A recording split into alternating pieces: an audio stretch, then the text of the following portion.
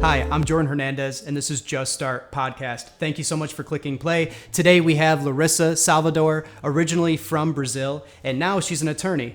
Thank you so much for being here. Thank you for having me today. I'm really excited about this. So are we. And I have a whole slew of questions. Now, before we get into the actual interview, we do have a word from our sponsors. We have a couple of gift cards here from Chick-fil-A, Uber Eats, and Delivery Dudes, Del Rey. We're still working on Boca Raton. So for those of you who submitted questions to us, thank you. We're going to go through 4 or 5, and we have students who are going to be calling in, parents who are going to call in. And for those of you who did, you're receiving a gift card. That's a win. I may only have 4 followers, 2 being my mom and my grandmother. Thank you very much, ladies. But the other 2 of you are getting gift cards. So tell your friends. So anyway, let's do it. Larissa, tell us a little bit about where you're from. So I'm originally from Rio, and I personally believe it's the most beautiful city in the whole entire world. Rio. Okay. In Brazil. Look it up. It's beautiful. I've seen pictures. Beautiful. The beaches are beautiful. And I actually came to the U.S. with my family when I was 11. And now I've been in the U.S. for almost 20 years. 20 years. Yeah. Wow. So now I'm officially in the U.S. over half of my life. If you didn't tell me, I would have never known that you were probably from Brazil. I don't hear an accent. Most people have no idea. Actually, weirdly enough, most people either think that I am African American or they think I'm either Dominican or from one of the islands. Okay. And then I get, which is a very weird question. Some people will be like, "Where are you from?" And I'm like, "Oh, I'm from Brazil." And they're like, "Oh, you're not black?" You know what's funny? I had a student, Yuji, right? UDI, and he's from Sao Paulo, and he has a Japanese background. He's a Japanese Brazilian, and we have a friend actually in New York City. She's a banker, and is it Tati? Yeah, Tati. She's from there too. She's a Japanese Brazilian. So I don't know if There's that's tons. Actually, Brazil is the second biggest Japanese colony outside of Japan. Really? Yeah. Wow. We have a lot of Japanese, especially in Sao Paulo. Sao Paulo is a huge hub for Japanese, and you get tons of Japanese Brazilians right there. They have some of the best Japanese restaurants. Oh. In Brazil, they're all in Sao Paulo. That sounds amazing. Yeah. I have like one friend that owns one of those restaurants there, and it's like amazing. Really? It's really good. Oh, that sounds great. We're going to have to go. You have to.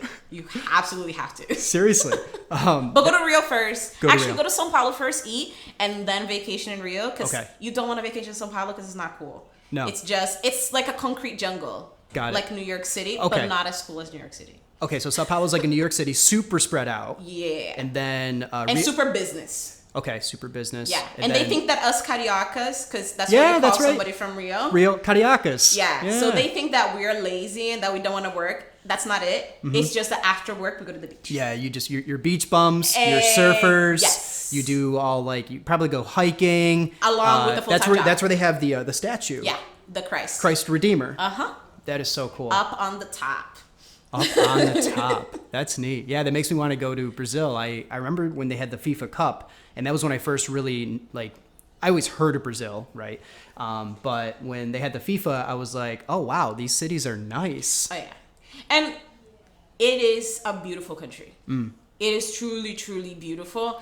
Like any other country, we have our bad things, and sometimes pretty bad, but the beauty, it's just phenomenal. That's awesome. And the Brazilian people, I mean, I may sound biased because I'm Brazilian, but it's truly a fact. And all my friends that are Americans have told me, Brazilian people are just super warm.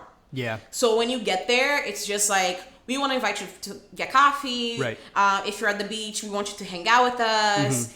And it's just a family, everybody's friends type of vibe, you know? So before we get into some questions that we have here from our listeners, about you being an attorney, I want to hear more about your story just because we're talking about where you're from. Can you just like walk me through the welcoming aspect of Brazil? Because I'll be honest, when I moved from New York to Florida, I was inundated with Brazilians and Colombians and the Haitian community, and it's enriching. It's cool to kind of see the differences, right? It's a melting pot. But with the Brazilians, I learned 2 years ago with some of my student leaders that it's very like family oriented. Extremely family oriented. So like the families all know each other. Yes. And I found that when you remember, we saw 2 students who were hurt and we went to the hospital and you helped with translation. I was kind of talking with the doctor. And after that, I'll never forget this. One of the parents, he invited, I don't know if you were there or not. He invited us over for like dessert. Yeah. Okay. The whole family was there. I walked in. I told my wife, I'm like, hey, I'm going over to the students, the parents' place, and just to see how they're doing because they were laid up, right? They had a motorcycle accident, and so they had all of these treats, desserts. Yes. They had the neighbors over, bread, right? Ham and cheese, and butter, right? Yeah. And it was so funny because they were calling me Chew. And I was like, oh, that sounds interesting. And I later found out that just like in Spanish, tío, it just means uncle. Yeah. It's the equivalent of unk. You know how like in slang, a lot of kids, it depends on the area. And I learned this from like a lot of my friends in New York. Sure. They would just be like, unk. And I was like, what in the name of the Lord What is that? And it's just an abbreviation for uncle. Okay. And then for us, teachers, everybody in your family outside of your grandma and your cousins, and everybody at church, they're all chia. Okay. And that's just a way, I don't know, you just feel closer because it just feels like family all the time. Yeah. So I grew up, all my teachers were never like Miss so-and-so or Mr. so-and-so. It was always Chia Laji, Chia Magali. That's just how you call them, and that's just how you knew them. And all the families know each other.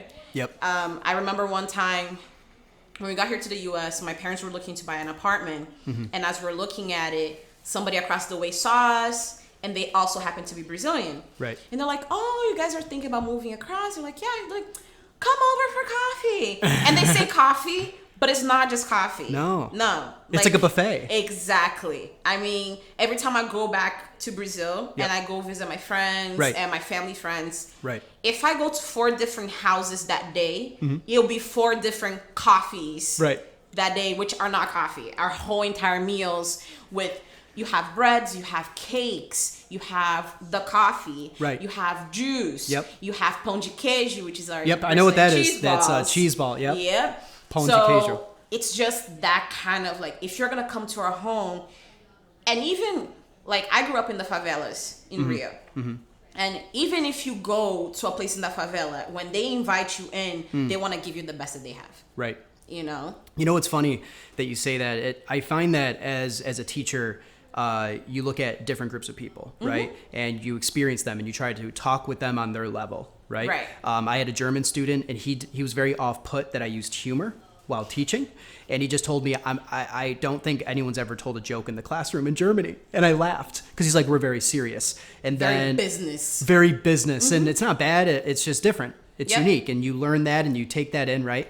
But I do find that with the Brazilian community, with some of my like Spanish speaking countries and their communities, heck, and even like depending on where you grow up from, like upstate New York where I'm from, I grew up American, it has a similar vibe. But with the Brazilians, it's very family knit. You always know where you stand with them. Oh yeah. And when you win them over, it's amazing because they'll do anything for you. We will move heavens and earth. And it's funny because all of my friends that I've had till this day, especially the ones that I made like in middle school and high school, my American friends, they know my family, my parents, to my parents, they are their kids. Yeah. And my mom, especially coming from Brazil and especially coming from Rio, we were never allowed outside. Because in my neighborhood, we had to deal with like shootouts outside and stray bullets and things like that. So we never got to be outside playing with the other kids and things like that. Yeah. But then here, my mom would also not let us go anywhere. But she would have all of my friends over. Right. And to this day, my friends know my mom used to make this chocolate cake, which we will call it crack cake, because it was like the best chocolate cake in all of Boca Raton. And my mom, every time my friends were over, she would just make sure to put the best. She would make lasagna for us, and there was chocolate cake, and there's all types of sodas. So it was the hub for my friends, and especially my friends that came from split households. Right.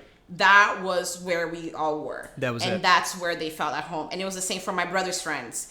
They would all be there. Yeah. And they knew my parents would feed them all. Right. And love them as Right. if they were their own. That's amazing, and I'm glad you brought that up because we have some questions here. But side note, I grew up in a very similar situation where my parents were together, right? And my father's 100% Puerto Rican. His parents didn't speak any English for many, many years. Worked multiple jobs. My dad's the youngest of 7 children, and That's so a lot of babies. Yeah, I know. And God bless my Mita. But yeah, like they had that family vibe where we were the house in the neighborhood that my dad got home from work, and he owned a flooring company.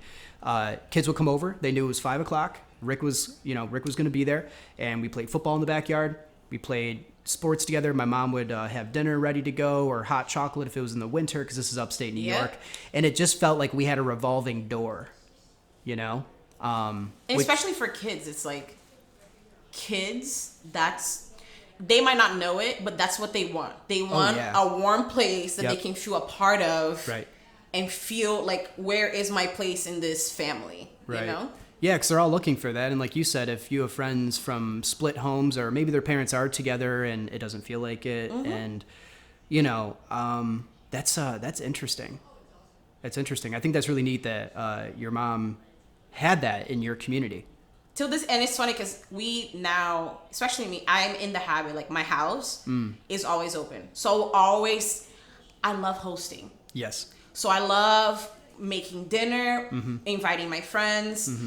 2 weeks ago, we had not 2 weeks ago, before all of this. Yes. This quarantine, it's a weird time. I had like tons of my friends. And we'll just play the guitar and we'll sing. That's great. And then you have a group of people over there talking about something else, and then we'll play a game, and it's just this constant idea of, number one, what brings families together is food. Right. So we always had the food. Yeah. And then the second thing is like music. Yeah. So we always have music. That's cool. You know, it just made sense. It always just made sense. Right. This is a good plug, actually, for our next sponsor, which is We Dine Together. Okay, I started that a couple years ago with some students. My wife runs the second biggest chapter at Spanish River High School. Shout out to the Sharks and the Bobcat community. If you don't know it, look it up. Samantha Hernandez, Teacher of the Year at Spanish River. Everybody needs to know it. Go tell your friends. So, Larissa, you're from Rio de Janeiro? Rio de Janeiro. Rio de Janeiro. Yes. January Rivers. Yep, Rio. Oh, so it's like, instead of Recife, it's Recife. Recife. Yeah. Recife. Okay. But learning. I mean, Recife is not as great as Rio, but yes, Recife. It's a close second or third. I've learned a couple things, right? Oi, bom dia, todo bem. Como vai, Irma? Irma, yeah. Irma. And a very important, if you're going to go to Rio, is to say like, beleza. Beleza. Tô de boa. Tô de boa. Yes. Okay. It's like, I'm good. I'm good.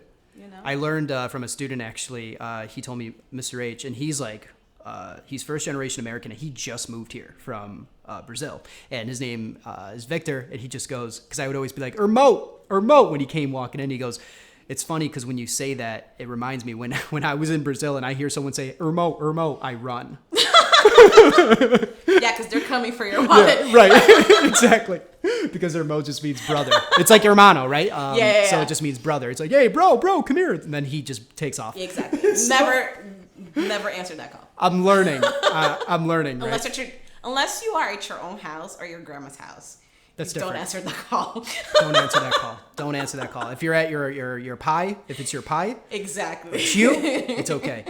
So Larissa, walk us through this. You moved to the U.S. when you were 11? Yes. And you're from Rio. You start school at 11. Walk us through that. So when I first moved here with my family, we lived in California. So we moved to LA. Oh. And I was told that I was going to go to Disney. Okay. Yeah. That did not happen until I was 17, sir. But we moved to LA. We lived right by UCLA. Wow. And to me, I mean, everything was different. Everything was new. I tried donuts for the first time. Glaze became my favorite. And the food was completely different. They had this place called Pollo Loco. Okay. And it was like fried chicken, but spicy. And the first day that we got there, I hadn't seen my dad in almost 2 years because he came first. And when we got there, we were excited. I mean, I've been missing my dad. And he takes us to this restaurant. But he's been here, so he's used to the food. So we take a bite of the chicken, and it's so spicy. And we don't do spicy in Rio. So my brother and I are like crying because this thing is way too hot. And that was like the beginning of my relationship with my America, you know? It was like too hot. I'm not used to this. But we started going to school, Palms Middle School. That's where I went. I got skipped from 5th to 7th grade when I moved here. Don't ask me how. I mean, I know I'm smart, but I didn't. I was not aware of how that was going to play out because in Brazil, I had just started 5th grade. So we started school, and my dad he always made it very important that learn as many languages as you can. So when I got here, I spoke 0 English. So the first language that I learned was actually Spanish, because in California, you either speak Spanish or your English is also useless, because that's like, honestly, Spanish is California's language. Yeah. So kind of like South Florida in parts. Exactly. It's like Halia, you know? So first I learned Spanish fluently, and then I learned English. Okay. So all of that happened in a span of like, my Spanish was perfect in 3 months. And then within the first year that I was here, my English was like improving and improving and improving. In the 5th or 7th grade, whatever it was in that same year. Exactly. Wow.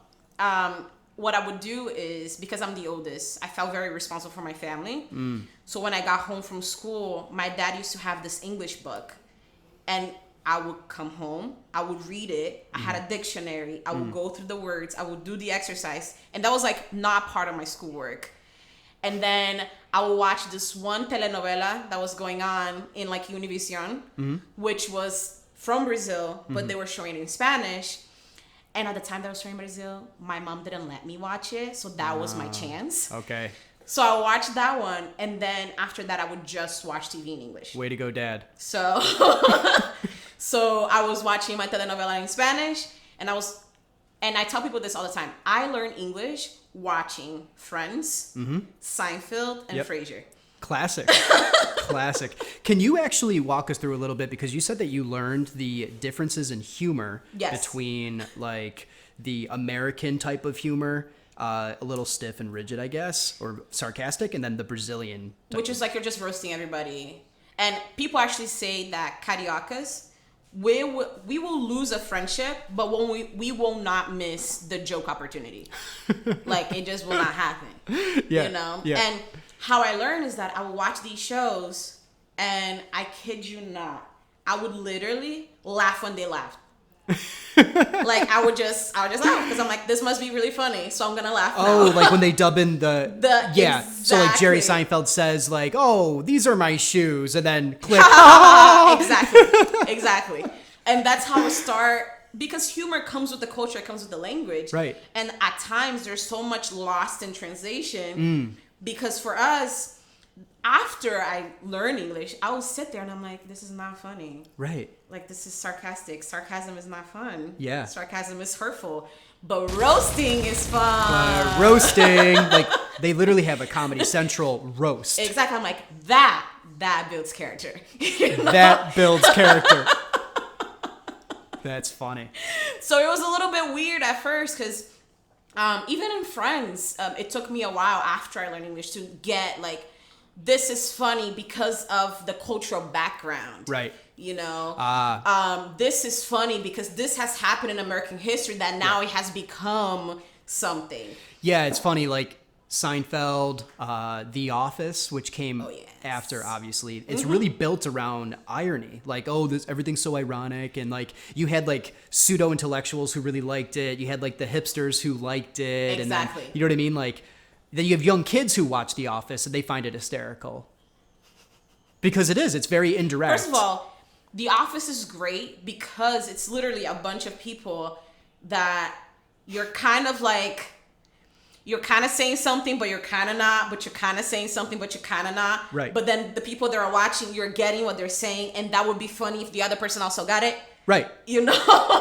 It's so relatable because you can even be a student in school. Like, it was 2007 or 8 when it first came out. I was watching it with my friends after school. Because I was graduating from Boca. Yeah, that's right. What up, Bobcats? Yeah. No, but seriously, I remember watching it and laughing because you think about these things all the time, but you don't say anything. Exactly. Like, you're in class and someone's like speaking and they're like speaking for too long and the point's been made and you're just like, Oh, no. This happens. As a student, you know? All the time. And it happened to me in law school. Oh. And there used to be a friend of ours, and his nickname was K9. Okay. And That's intense. It is very intense. In class, I will never forget. He would raise his hand, and he would like propose a theory or an idea that was completely outside, too far-fetched from what we're doing or talking or whatever. Yeah. And I'm the type that I'm very, listen, bruh, I'm gonna let you know. Like, so it got to a point that as soon as he would raise his hand, we're like, no, bro, no. You know what? You want to ask that question? You can ask it on your own time. Because you're not because you're not about to take my tuition time to go outside of this like whole problem and then mess up my final. This is not happening. Right. This is not happening. American education is very expensive. Okay. Right. Yeah. Exactly. You are there for every dime. Exactly. Your name is not on the wall. No. His name is on the wall. I'm paying him, not you. Just to sound off about I don't even know economics. And then people are like, Larissa, you just said it. Well, we were all thinking like, yes, okay, I am the sitcom that will say what you're thinking. That is funny. So that was, when did that start for you? When did you start to become confident in your English and in who you were, like, growing up? So I became more confident with my English my freshman year of high school. Okay. And by my sophomore year of high school, I was already in English honors. Wow.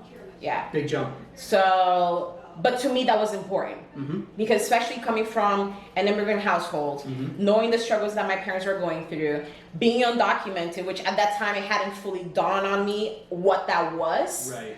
I was like, no, I have to make it work because I'm the oldest, and like it or not, regardless if parents know this or not, when they move here, one of the things that parents will say a lot is, I'm moving here to give my family a better future. Right. So to a kid's subconscious, that means it's, oh my God, it's my fault that they're here, and you're seeing your parents struggle. So you kind of just carry this weight that you put on yourself, because your parents don't, Right. It's a pressure. to be the best that you can be in what you're doing. And to me, that was it. It was with Spanish, it was with English. When I was in high school, I took French, and then after that, I did Italian on the side. So today I have 5 languages. Wow. Because in my head, I was like, no, I have to make sure that all the sacrifices that my parents are making are completely worth it in my future, Right. so that I can pay back. Yeah, and I think that's relatable because a lot of the people that are listening, whether they're American born like me, or they've moved over from another town and they feel like, you know, that in itself is like a new language. Oh, absolutely. You know? Absolutely. And they're trying to figure themselves out. Now, it sounds like you had a close-knit family and they, you know, they put boundaries in place and then you had an expectation that you had to live up to. But, you know, what about some of the people that don't have that parental support? I think especially nowadays, the people that are around you outside of your family make a huge difference. But then it's also kind of a catch-22 because you as a kid, what is really the guide that you have to figure out who is a good company and who isn't a good company, and what am I doing, what do I want, are they going to be good influences, are they not going to be good influences? But to me, and even like with my brother, the people that we had around us always made a huge difference. And I think regardless of how old you are, you always know which one are your troublemaker friends Totally. and which one are your nerd friends. Yeah. Let me tell you something, your nerd friends are gonna be CEOs, Yep. and your nerd friends are gonna be hiring you to work for them, the Yep. cool kids. So The ones with personality that can be like a consultant. Exactly. So to me, it was always important, like who was around me, like who was my crew. And so on my right wrist, I have this tattoo. I got it done. In February, and people are like, "Oh, why did you get it?" And I've wanted it since I was 19. Cool. And I'm 30 now, so it took me a long time to actually get it. And people are like, "Why did you get?" This is a wolf. They're like, "Why did you get a wolf?" And I was like, "I got a wolf because I believe in my pack. Like I'm a pack girl. I believe in teamwork. Yeah. I believe in interdependency. Yeah. You know, I don't need to be independent and I don't need to be codependent. Right. But when you have strengths and you get together with people that also have strengths and you guys focus on that instead of undercutting each other because of each other's weaknesses, Yeah. you can only go forward. Wow. You can only grow. Yeah. And today I have a group of friends that we've been friends since high school. We all went to Boca High. That's terrific. We all were in ROTC, and we made plans since we were 14. Some of us came from very tough backgrounds. Mom with problems, dad not in the picture, mom working all the time, both parents in the house but working all the time. And even back then, we would sit around and just talk about what do we want to be when we grow up? Yeah. You know, like this Yeah. growing up that people keep talking about. You get to dream together. Exactly. And believe it or not, today, every single one of us is doing the thing that we had dreamed about. And throughout this journey of almost 15 years now, we always supported each other. Right. You know, I have a friend that he wanted to be an accountant. Today, he's a CPA. Wow. You know, shout out to my big brother, because he's like a big brother to me, Tony. And he just got his CPA. He Wow. passed all the steps and everything else. You know, shout out to my other big brother, Eddie, because What he up, Eddie? did it, exactly. He did it his own way. He was like, he started school, he wasn't sure what he wanted to do, and then he got into marketing, and now he owns his own marketing company. He promotes products for Toyota. Wow. He promotes, he did it. You know, Yeah. I had another friend that he wanted to be into law enforcement. He did it. And since I was 16, I took a law class at Boca High, and I wanted to be a lawyer. And that's what I am today. You know, so that core, those friends made a huge difference for me stay on track, because don't get me wrong, my parents have always been super supportive and super present. Yeah. But you don't tell your parents everything. Right. You're not always forthcoming with course. what really is going on in your life. Right. And if you don't have someone, a teacher or your friends that you can go to and have these conversations, Right. it becomes harder. And Yeah. we literally used to sit around and have what we call tribal meetings. Tribal meetings with to the make pack. to make big decisions about, like, when I decided that I wanted to go to law school, we all sat around and we talked about it. Yeah. And we talked about what school I wanted to go. And we Right. talked about, at the time, I wasn't legal, so how could I do the steps Right. to be able to go to law school? Because, okay, Larissa, you're gonna spend all this money in law school, but are you gonna be able to practice because you're not a resident, you don't have a social, and Right. how is this all gonna? And we would just sit and hash it out, Yeah. and we would just talk about it, and that has made a huge difference in my life. Because they've been the people that have been at all my graduations, they've been at all my events. Right. They were there when I did my office inauguration.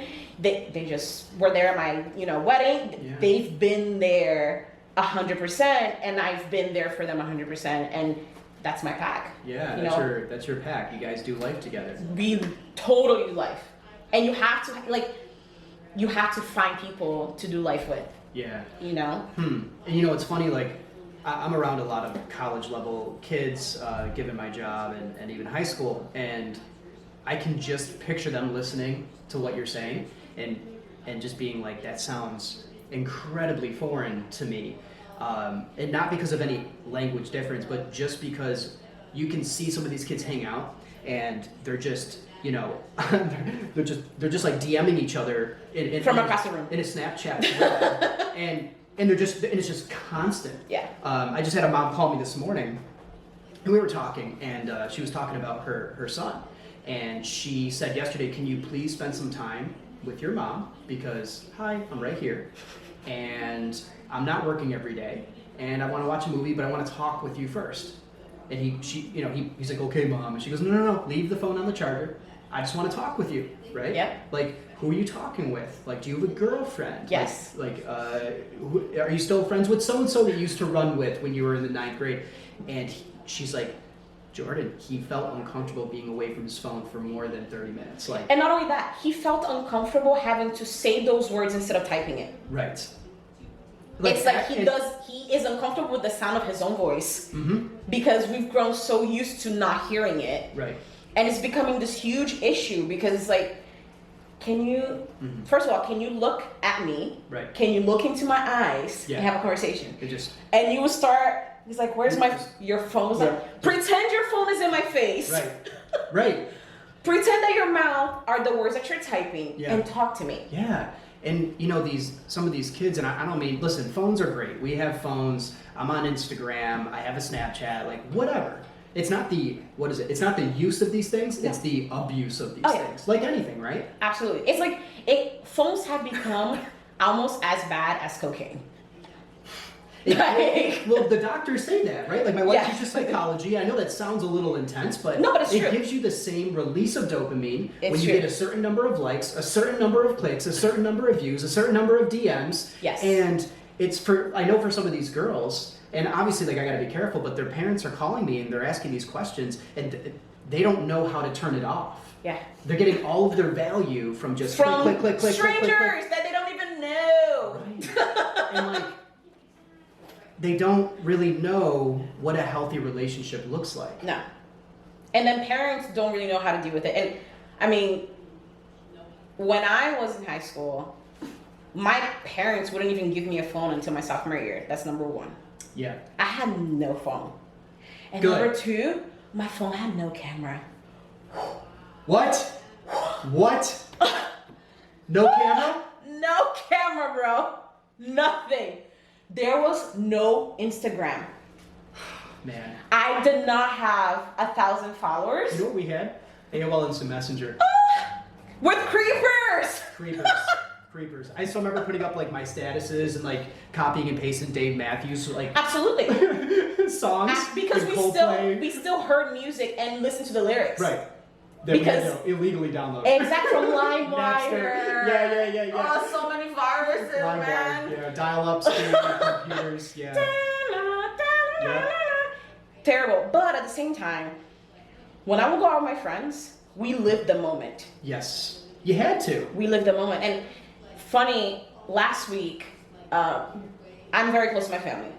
So we try to do stuff together, go to dinner. My dad always shows up at my office and we go to lunch together. Oh, that's nice. Oh yeah, I see my mom, I take her, like we go get massages. Sometimes I have Sunday lunches with my brother.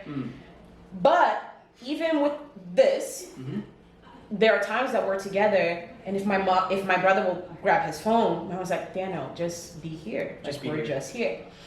And the problem is that your brain is so accustomed to, okay, I don't need to talk to you because you're here. Right. I need to pay attention to the people that are not here. They're far away. Yeah. So I must Who cares attend about those to them. people? You know? And you're like, but hey, when you're with them, what do?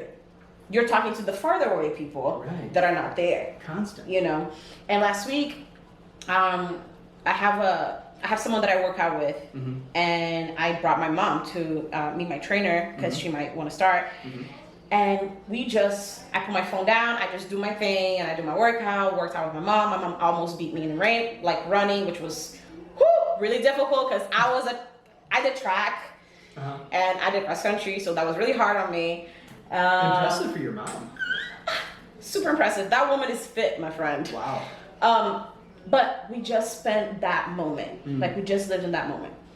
And then on Saturday, it was her birthday. She turned 57. She was like super excited. And we spent all day She came here in the morning and we cooked together Oh, that's because we're nice. gonna have a dinner at night with just my mom, my brother, my dad, and we just did that. Right. I put my phone down, I turned on the music, I put it aside, and we just did that. Yeah. We cooked, we made banana bread. She blew out her candles.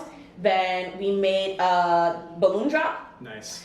And the phone, it didn't matter. It didn't matter. It just didn't matter because the people that mattered the most were there with me. Right. Because at the end of the day, when you have family, that is what you will have until the end. Yeah. You know, and don't get me wrong, I can't say that about everybody because not everybody has present mom, present dad, or you know, you have families that you have one parent that is trying to do every job. Yeah. So it is overwhelming. But when you realize who's there for you, value it. Right. Because the world is so fake. Those people that are liking your pictures on Instagram don't really like you. Most of them are jealous. They are criticizing the filter that you're using. They're telling you that you're using too much makeup. They don't like where you are. Too many edits to your face. Exactly. They're criticizing things that they have nothing to be talking about. It's your life. Honestly, and it's not even the post. Post whatever you want to post, okay? But understand that does not add value to you. Right. That does not make you who you are. You cannot allow the heart shape on Facebook and Instagram to determine your worth in this world, because or else you are never going to figure out who you are. You are never going to know what you're capable of doing. You're never going to know what is your actual value because you're too concerned about what so-and-so, like you go through your stories and you're looking at who actually has viewed your story. Right. Like, did homeboy finally notice my story? Like, did he see all of them? Next morning, you check again. Like, I wonder. And then you use that to figure out what time they're checking your. Yeah. Why? That sounds exhausting. It is. It's like a full-time job, and you're not even in college yet. And it's funny because like they're using analytical skills that they could use, not even just for opening a book, which would be great. I'm an English teacher, but like. Right. But like developing a website, like creating a LinkedIn, looking at like future jobs like you did and being like, oh, I wonder what a lawyer's really like. And oh my God, there are so many lawyers. Yes. Or, you know, I want to be a nurse and like, oh, I could be a traveling nurse. Yeah. There are so many different kinds of nurses. There's so many kinds of nurses. Yeah. And those same analytical skills can be used for good, but again, it's not the use, right? It's the abuse, and it's just it's constant, and you get sucked in. I know I do. Oh, all the time. An hour and a half goes by. I literally and I'm like, have started to like manage my time with my phone. Yeah. And it's like, you know what?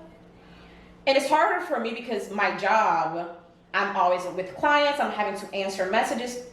6 o'clock comes. I don't answer any more of my clients. Unplug. I don't answer emails. I don't answer messages. Yep. If you are in my house, you are the one getting my time. Okay. If you're not, that is your problem. I like the concept, by the way, where you're saying that, you know,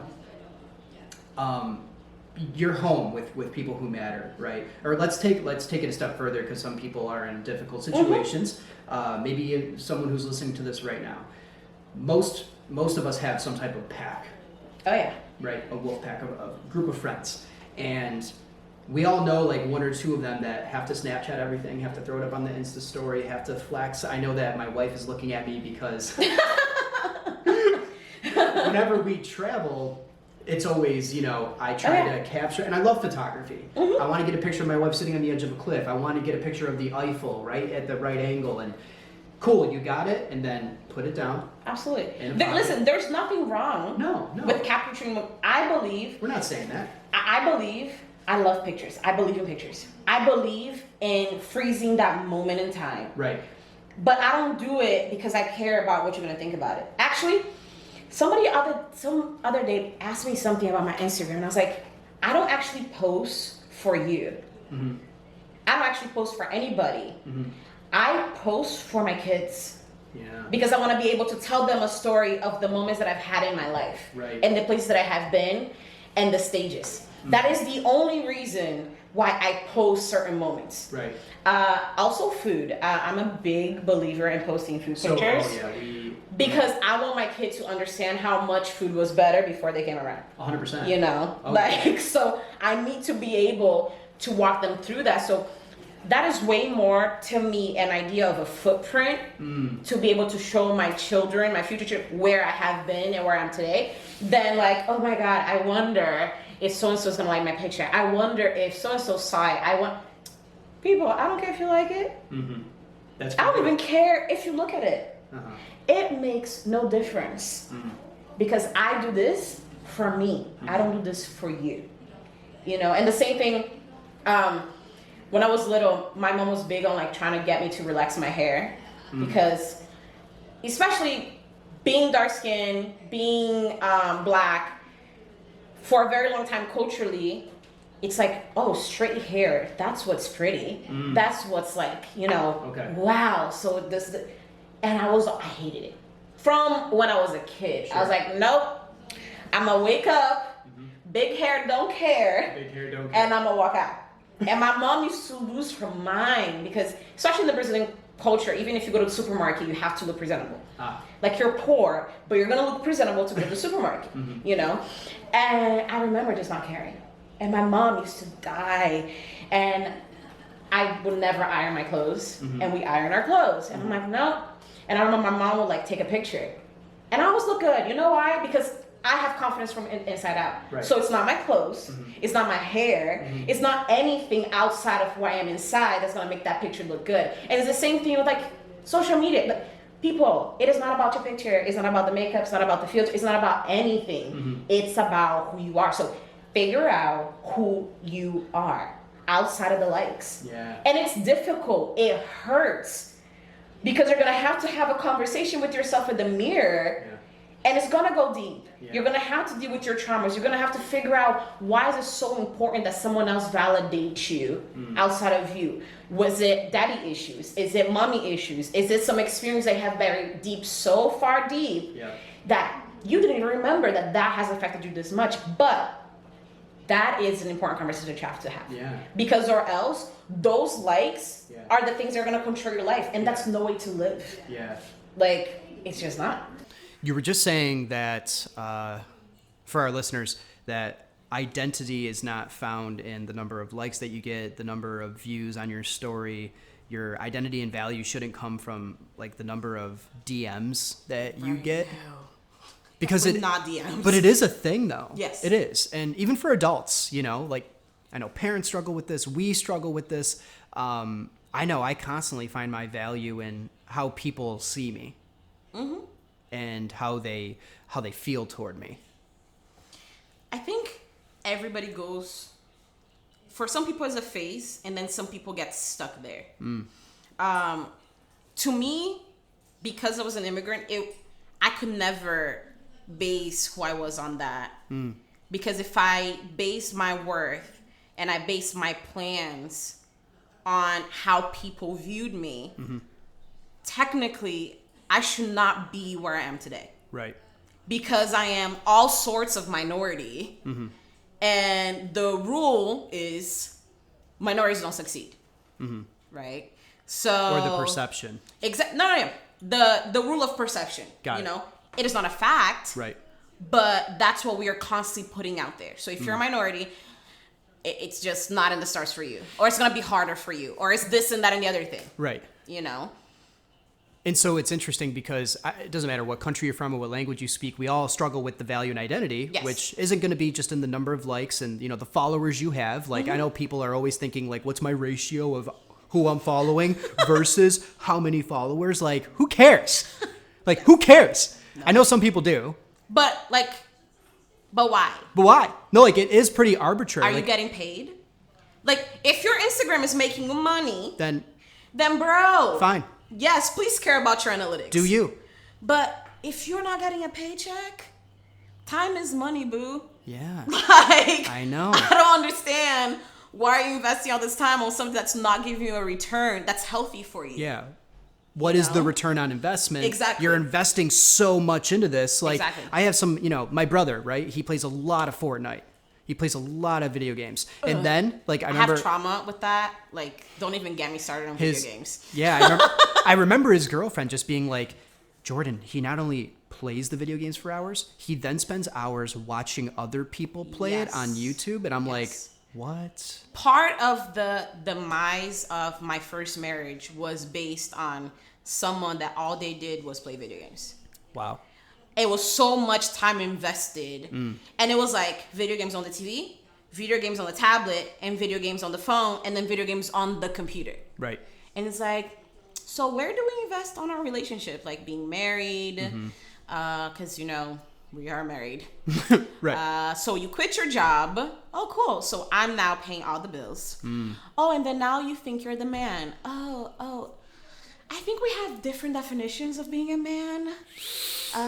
Oops. Like I'm paying, like yeah. So and that's everything. Rooted in something. Like we're seeing it with teenagers and early 20-somethings. Like what do you say to, you know, the guy that's listening to this that may struggle with finding his identity solely on social media, finding his identity and value in like loving the video game life and whatever else that comes with that? Like, what do you say to that individual? So it's funny because video games do teach you tons of skills. Totally. Okay. I'm not saying it's evil. No. It teaches you skills because I'm gonna tell you right now, Call of Duty, to be able to do all the things that y'all do with the eye coordination and hand-on, like the strategic, but try to find something in your real life that you can use your skills on. Right. That same skill. And we're not saying don't play video games, but learn how to manage your time. Yeah. So tell yourself, okay, so I have a really difficult time not playing as much as I do, or I need to play.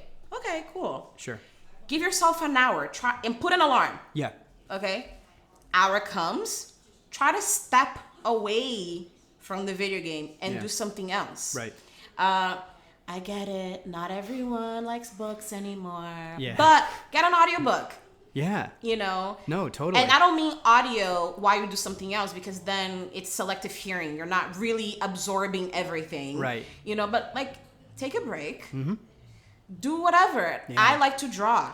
So I stop whatever and I draw. Like some of the paintings here at my house, both of those over there, they're mine. Like, oh, wow. I did those. Those are good. Thank you, sir. Yeah, those are good. It looked like they'd be at like Bed Bath & Beyond. Thank you. That was the goal. But you have to tell yourself, okay. Right. And we know parents struggle today because you're working and you have all these things that you have to do. Right. And sometimes either the kid is with a family member or the kid's at home. So how do you empower this kid, you know, or this young adult to have the responsibility of, okay, I have to stop and do something else? Yeah, and it's finding that balance, right? Like, you know, you like for me, when I'm trying to build something like a website or I'm trying to build a, you know, Instagram page that is connected to that nonprofit business, and I'm looking at the number of emails that I'm now getting in, I'm looking at the traction on the website. I'm going from a couple hundred clicks to a couple thousand clicks, and that's a release. Yes. Like you created that. Yes. And we see that with like Instagram. We see that with like Snapchat. Like when you put it out there and you start to receive that, absolutely. Of course, it's like a drug. And listen, once again, there is nothing wrong with that. It goes back to the balance. The balance. Because if you are doing it for the likes, then you have to take a step back and rethink, like, okay, why am I doing this for the likes? Yeah. How does that affect my life? How is that going to change my life? And once again, some people, because of whatever they have going on in their life or whatever experiences they have, they do need it. Right. But it is up to them to be accountable for realizing that something has happened that has made me dependent on this. And I have to kind of rethink it because, okay, so what if your likes stop? Yeah. Imagine a life without likes. I know. How would it be? What would you be doing? How would that affect your life? How would that affect your self-worth? Yeah. And if you don't do that kind of thing back, then you just in that kind of role. You know, I saw this one girl I know, Noelle, and I know her family quite well. Her parents were talking about, like, you know, taking photos when they travel. And Noelle was like, it's funny that when I go places, if I don't get that right photo that really encompasses the trip and is well received, I feel like the trip didn't happen, or I feel like it wasn't as, good of a trip Yep. or vacation, like it almost didn't exist. And it's like, but you were there. Yeah. Your family was there. Right. And you have the tickets to prove it. Yep. Money was spent. Why did that trip not happen? Right. Like, why? Yeah. And That's a it is so important. And I was having this conversation with my mom. This quarantine, to me, has been like a reinforcement of, I need to live in the moment. Mm-hmm. I need to be here today, Right. because tomorrow's not promised. Mm-hmm. I don't know if I'm going to be still at home. I don't know if there's going to be another disease. I don't know if the economy's going to crash. And I cannot do anything about it. nothing. The only thing that I have control over is, am I living today in my moment right now? Right. For example, I could not have this whole conversation with you right now if I was thinking about all my clients that I have to send emails after this, because then I'll be distracted, because then Right. I'm not here. Yeah. My time is here, Right. but my mind is someone else. Yeah. And it's what I was talking to my mom last week. Like, we went to do the workout, and I realized it's like, I've been spending time with my parents, but I have not been in the moments with my parents. It's funny you say that. My wife and I were talking earlier, and there's this constant battle that rages within me. And I think this is definitely something that's rooted in, I have a proclivity for anxiety and depression. And what's funny about anxiety and depression is they're very selfish disorders, because it's hard to see outside of where Yes. you are trapped. I have the same issue. So you have this thought all the time of, I'm bad. I'm not enough, and I need to go and do all these things. Yes. And so what happens is you get married, and it brings to surface a lot of your problems, and Yes. people don't like that. Yep. And so this filtered view of my life on Instagram, how I was perceived to my friends, this post that I had, and I remember getting married and having all of that come crashing down once we were a couple months in, and it was like, who am I? Yeah. Because now my wife is seeing a version of me that the world doesn't see. Yep. And for a long time, I think I kept the issues that I had at bay. So like the depression, the anxiety, I kept it at bay because I could get my release by performing, Absolutely. And we're constantly performing. constantly. Constantly performing. And last year, I was diagnosed with PTSD from my first marriage. Wow. It was very abusive towards the end. And some people think that abusive relationship, you need to get beat. Like somebody needs to put their hands on you. Listen, by the time your emotional is crushed, you wish somebody would beat you up. Wow. Because the emotional takes so much longer to heal Yeah. than the physical damage. Right. And with PTSD comes anxiety also, and depression. I already had issues with this since I was in high school, and it's what you said, it's this huge turmoil, and you feel bad and you feel guilty. And I remember I was 17, about to graduate from high school, and that was when my whole immigration status became so real to me. And depression, I would just cry all the time. So you were just talking about how you've struggled with anxiousness. It started when you were in high school and you felt a lot of pressure. Yes. From your parents, that you wanted to perform well, so that move to a new country was worth it for them. Oh yeah, and not only that, I mean, I was about to complete 4 years of high school that I literally busted my ass. Yeah. I mean, I graduated as battalion captain for Boca High's ROTC. Wow. I had some of the top grades in my class. I was it. Yeah. According to the standards that the education system had put in place. Yeah. I had so many community service hours that I could give the minimum to each kid that was graduating with me and still have plenty. Wow. In my head, I had done everything right. So how could I feel like everything is going to end so wrong? Yeah. Because I don't know what's going to happen. Yeah. And everybody was like, well, but we go through these moments all the time. Like, we don't know tomorrow. I'm like, shut up. Because all the kids that have social security numbers and that were born in America, if they want to, they can go to college. Right. They know that they have that choice. They can file for Bright Futures or, qualify for. I could have qualified if I had a social. So all these things Yeah. there was just so much anxiety, and I would cry all the time. And I remember one time I was in the courtyard by where the guidance counselors were, Boca High. Yeah. Now they're still there. And there used to be a vending machine.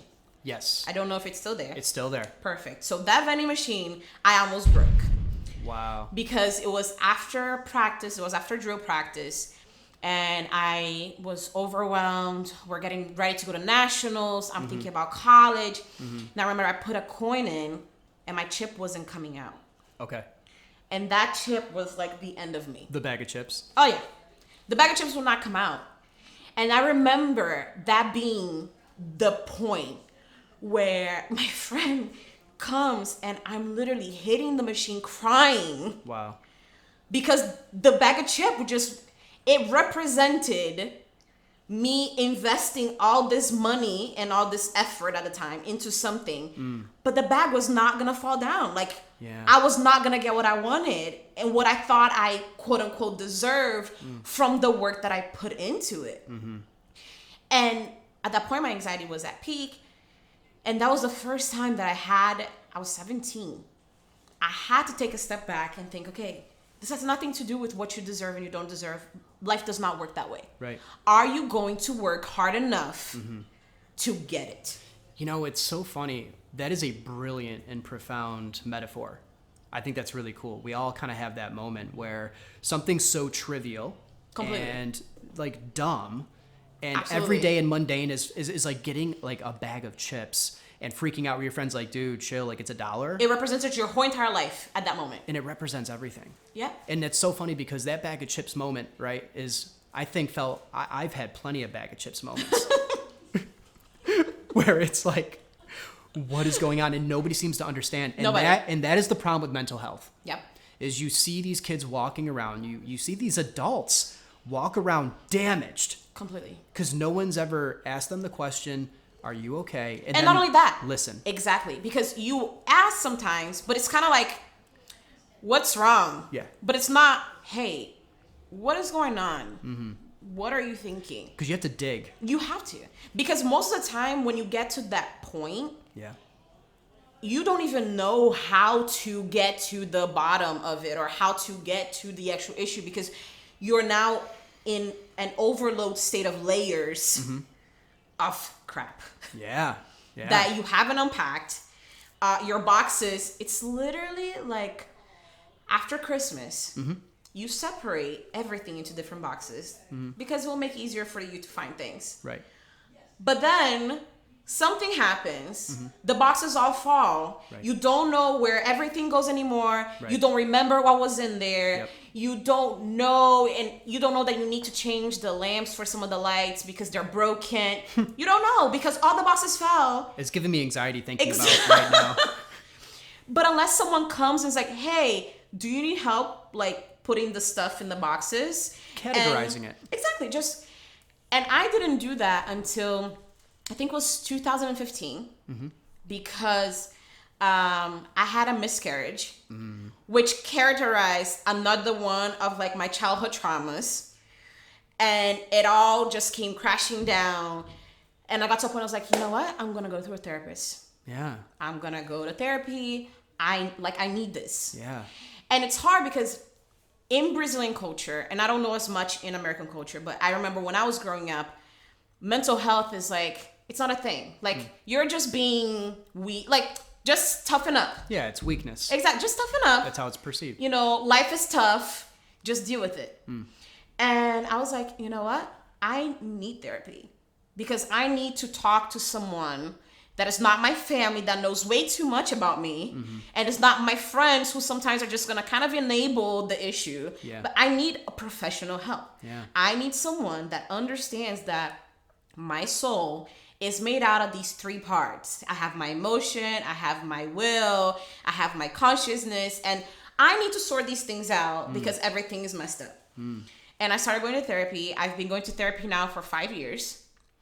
Great. And they're like, oh my God, are you going through an issue? I'm like, actually, this is called maintenance before the issue comes. Yep. You know, Like taking care of your car. Thank you. Changing the oil, That's it. you know. That's it. And I remember the way that even I survived my first marriage was because of therapy. Because had it not been that, my PTSD was gonna go through the roof. Yeah. And there were days that I just felt so depressed that I just wanted to kill myself. Because I did not, you could not tell me that I could get out of that, because I did not see a way out of that. Yeah. Because I thought I got married, and for me, marriage is forever. How am I gonna tell my parents? And then you start worrying about those likes. Oh yeah.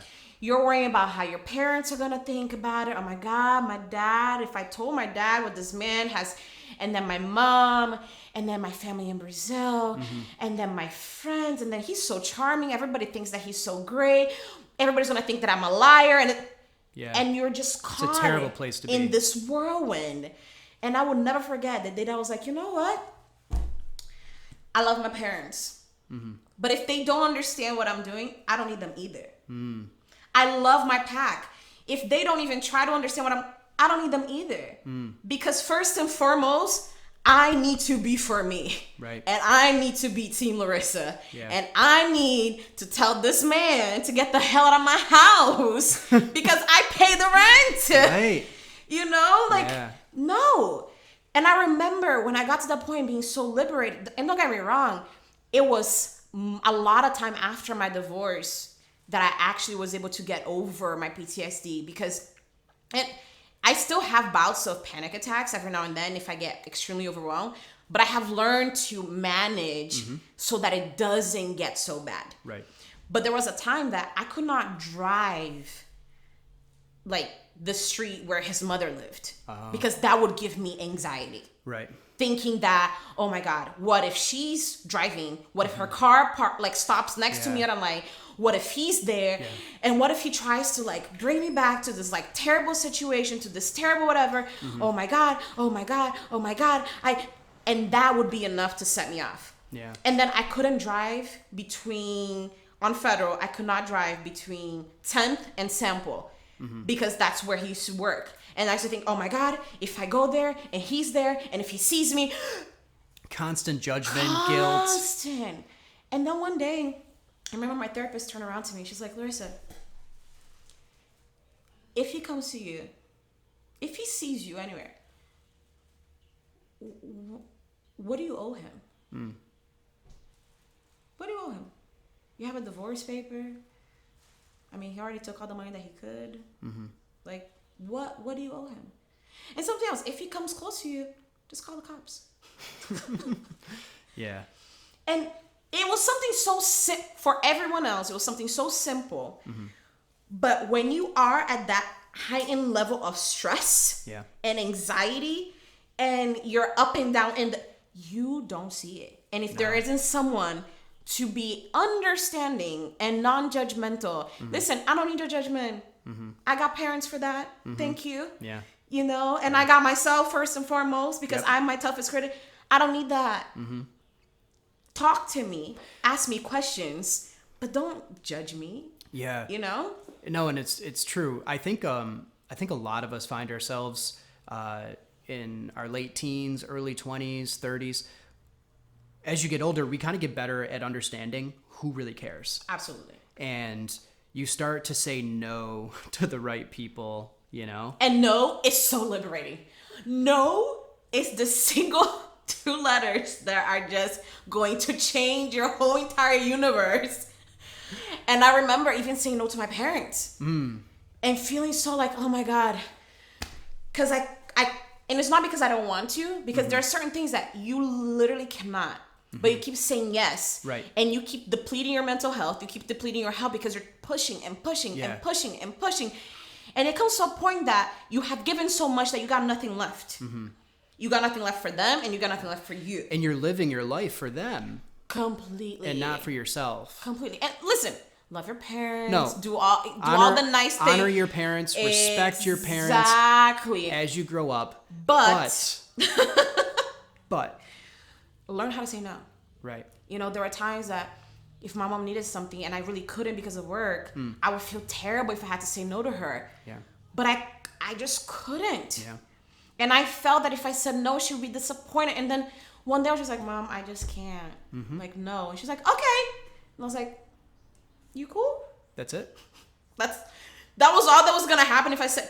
And of course, there are people that if you say no to them, Yeah. it's the end of the world. But that's another indicator that you don't need them. Right.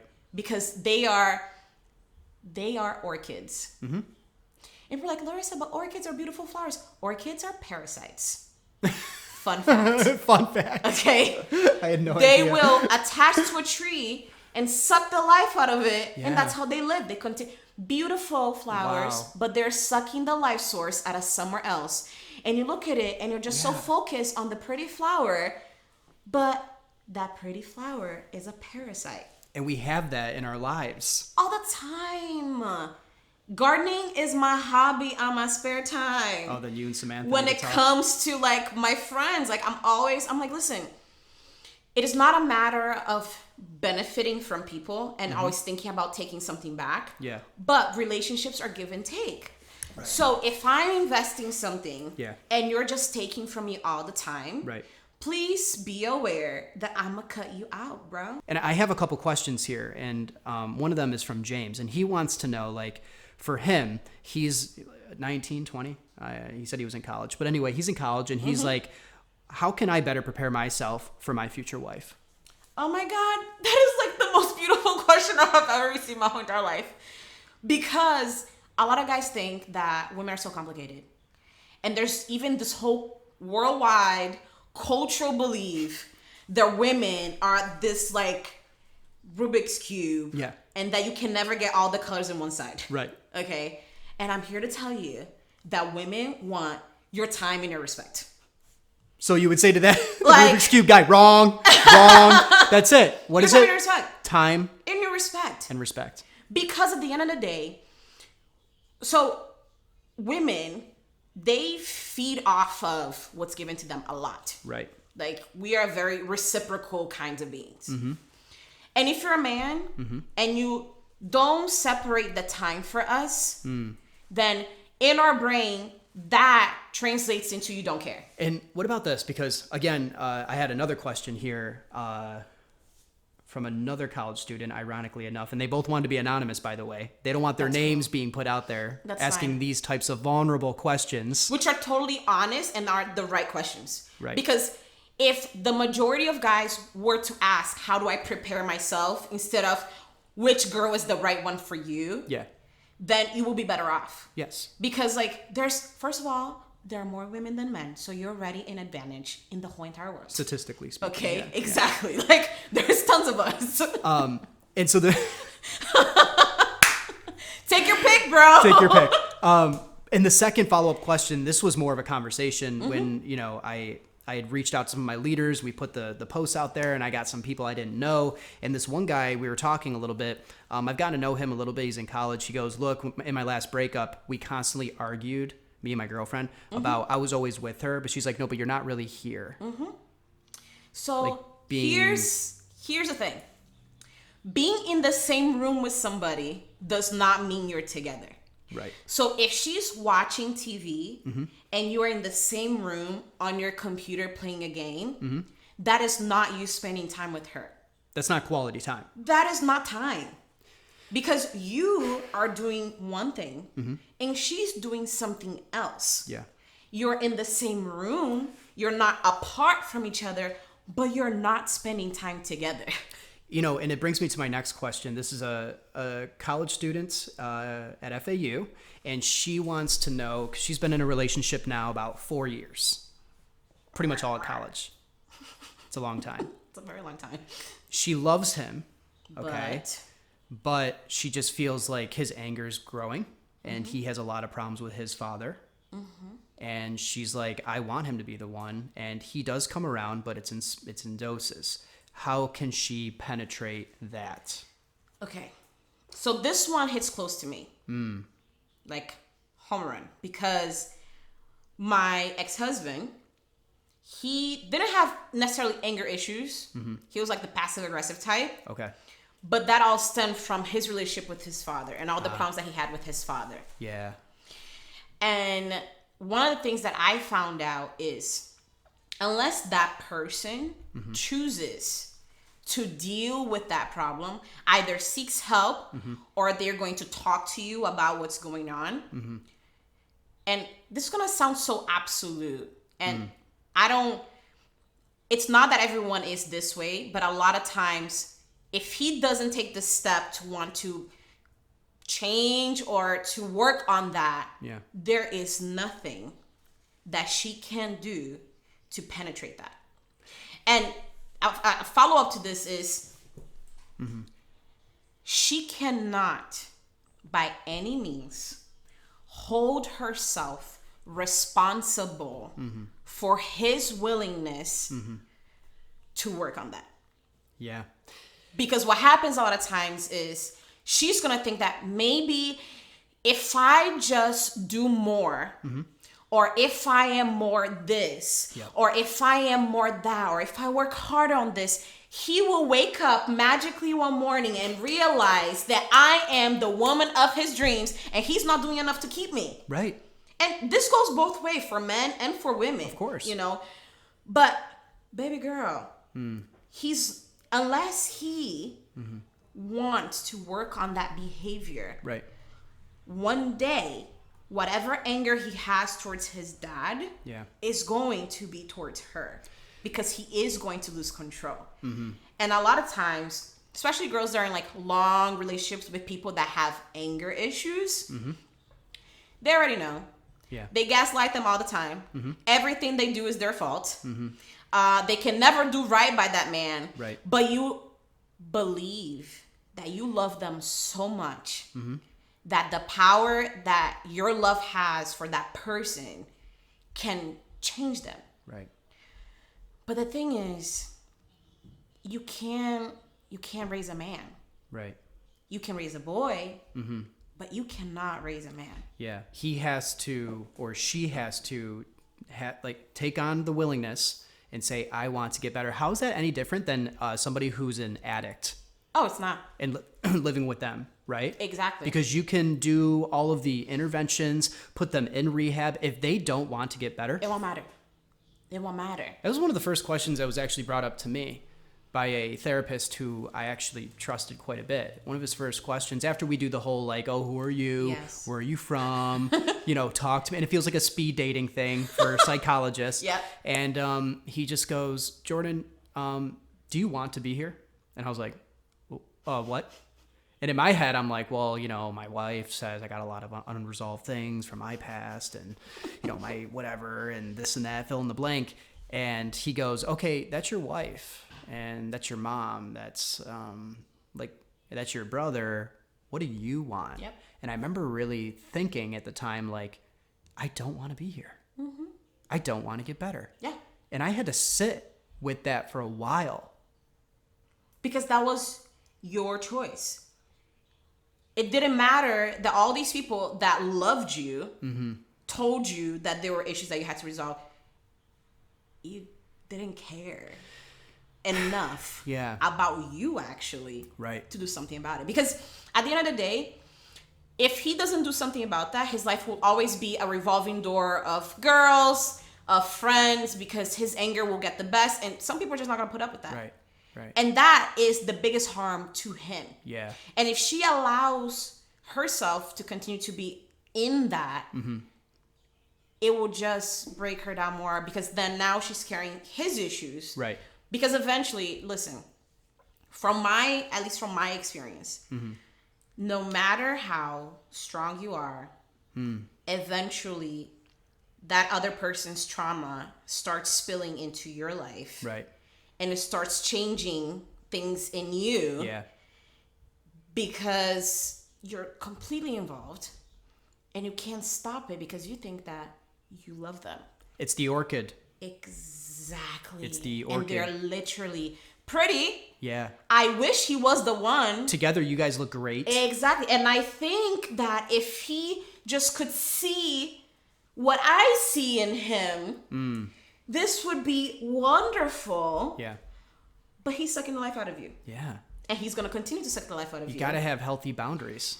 Because if he, and this is the thing to the few people who would ask us questions, the one college girl who's in a serious relationship, it sounds like, if she can have a serious conversation with this individual, her boyfriend, it sounds like of 4 years, and say, hey, can you want to do this for your own? Because I can't control you. I've tried. Yep. Right? Yeah. If you're not able to do that, then... And this is the thing. A lot of times in those kind of situations, I can almost guarantee you that she's afraid of having that conversation with him. Because she's afraid of him saying no. Not only the no, or but leaving, the reaction right? and then the leaving. So she doesn't want to push because she doesn't want to lose him. But what would you be losing? If you are honest with yourself and you sit there and you think, okay, so this person has anger issues. Mm-hmm. When I need to discuss something with him, he's always blowing up in my face and he's always arguing with me. Right. I love him, but he's always hurting my feelings. Mm-hmm. What is he adding to your life? Yeah. Because I don't even see emotional comfort. It might just be she's afraid to be alone. Which then now she needs to deal with her because that will empower her to take a step back and be like, okay, am I staying because I love him or am I staying because I can't be alone? Right. And it's hard to have that conversation. Yeah. And listen, it's okay if the reason is that you're afraid of being alone, but you need to then think, okay, if I'm afraid of being alone, is this relationship worth this? All of this? The nights crying, the late night phone calls to my friends because he did it again. Right. Is it worth the whole process of the fight, the time apart, the ignore phone calls, and then the apology, and then is your emotional health that just whatever, that you're okay with going through cycle after cycle after cycle of something that is detrimental to you? Yeah. Because listen, marriage is rough, okay? It's two people coming together, but it's different when you fight to be together. Right. It's the fighting, when you get married, the fights change. Exactly. You're like having these arguments about like dumb things. Sometimes like, why didn't you wash the dishes, bro? Like, you need to wash the dishes. Yeah. I cooked. Just wash the dishes or put it in the washer. And then it's always the you always do this. And it's like, oh boy. Okay. Should never in any kind of relationship, and I mean parents, friend, never and always should not be a part, unless it's in a positive sense. Yeah. Don't use it because I guarantee you're wrong. It's not always. Yeah. And it's not never. Right. There were instances that those people were not doing that thing. Yeah. But when you put that word, you are literally punching that person in the face. I know. And saying in any kind always of, like this. Exactly. And they're like, but I'm not. I know. Like, I know I do it often. And it's so... But it's not always. When you get into a long-term relationship, it is interesting because you have this thing where you see yourself in the argument from over here. And that person over here is kind of like, you're being really harsh. Oh, don't say that. And yet you're so amped quick up. to anger and you're amped up and you're entering in, right? And it's funny, like you should definitely consider taking on this other graceful version of yourself and just kind of... Not just that. I mean, before, whenever he would start pissing me off with whatever was going on, and I know myself, I'm a person that if I need to blow up, I'm gonna blow up. Yeah. So I'm just going to read you what a mother had sent me this morning after seeing the post that an attorney pro bono was going to be doing this. So this mother said, I think that what you and this attorney are doing is incredible. Just thinking that there are people in our own backyard who want to help people like us, well, it makes me cry. I want to be anonymous here, but my kids grew up without a father, and I have had to play both mommy and daddy, and it is exhausting. I feel like I'm the bad guy constantly. What advice would you have for a parent in my situation? So I will start with this disclaimer. I'm not a parent. But I guess my motherly instincts, I've wanted kids since I was 16. So premature. But I think from seeing some of my friends and what they have gone through with single parents households, don't feel guilty about being the quote unquote bad guy. Okay. Sometimes parents get caught, and I'm saying from a kid's perspective. Parents get caught on like trying to be your friend, and then they're afraid that if they are your parent, they can't be your friend, and if they are your friend, they can't be your parent. Right. And this whole like dichotomy of like, but if, and I think, you know, from just the words that she loves her children, and she's doing literally the best that she can with the cards that she has been dealt. If you're a strict mom and you're forcing them to do their homework and they think you're terrible because of that, or if you're not letting them go to, you know, the movies on the weekends because they have homework, Right. or you don't allow them to go to that one friend's house because you, in your judgment, don't believe that that's a good influence in their life, don't feel guilty. Yeah.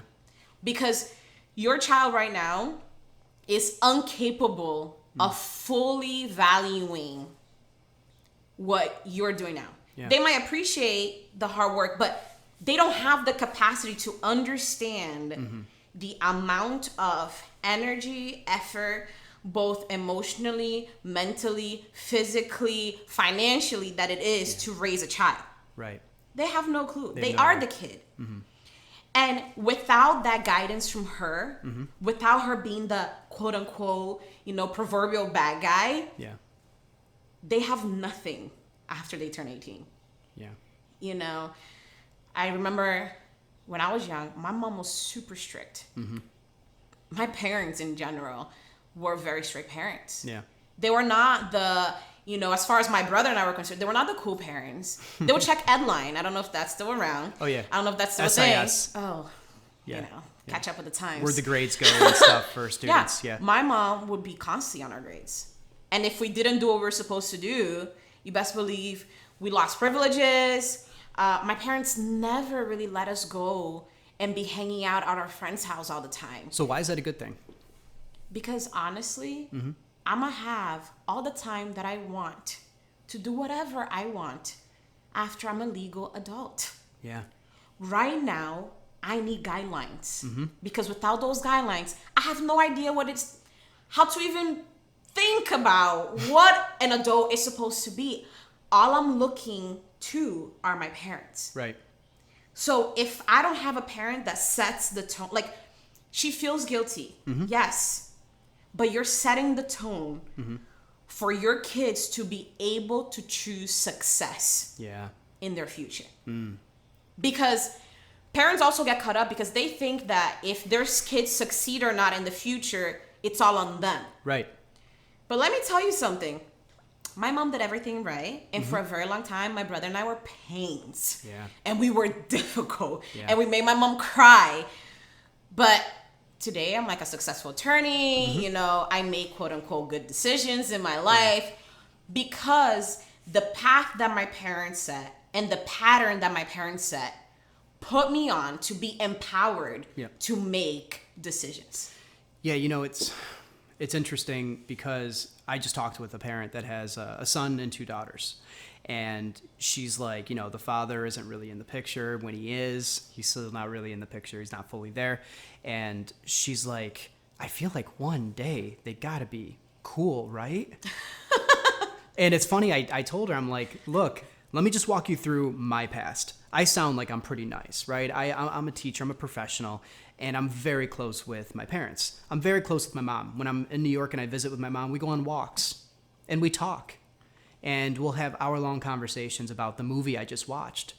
And I know I was a pain in the you-know-what when I was 17. I will never forget this. Like you said, I had strict parents, right? Friends of mine knew that they wouldn't even ask me to go to certain things because they knew what I was going to say. It was going to be a no. There's going to be a no. And so my family and I watched Lost together, right? It was the series, the show about this like plane crash on an island, and it was the show to watch. And we would, as a family, watch it together. And I remember even at 17 being like, this is pretty cool. Yeah. Like, You might not say it. You might sit there and kind of look disinterested. yeah. But you are appreciating because you're like, you know what? A lot of my friends don't have both their parents. But here we are on a Friday. Yes, I would rather be with but my family's here and we're watching something together. And you still remember it today. And this is what I remember, though. That was nice. And then something happened. I got a text, and there was a thing going on at so-and-so's house, and my mom goes, oh, so-and-so's house where the parents are, and it's not good, and there's no supervision, like that house, with your friend who just quit all of his sports and is now failing school. Down. And I was like, Mom, it's not like that, and I'm working every angle, and my dad's... You're being so judgmental, Mom. So my dad's pretty quiet, and he's just watching this whole thing unveil. And I'll never forget this. I pushed her. I'm like, this is so unfair. I have all these grades. I've been working my butt off. It's the weekend. Like, just let me go. And she got, I was doing this for like 20 minutes. Even my brothers were like, what is going to happen? She went over to the flowers that we got her for that weekend. I don't know if it was Mother's Day. And she messed up the flowers. And she said, fine, go. And went upstairs. And I remember my dad looking at me being like, are you happy? Are you happy? And I said... I don't even know what I said. I was 16, so I was just like, whatever. And I started to leave and walk there, and I was like, I don't even care. These friends don't even like me.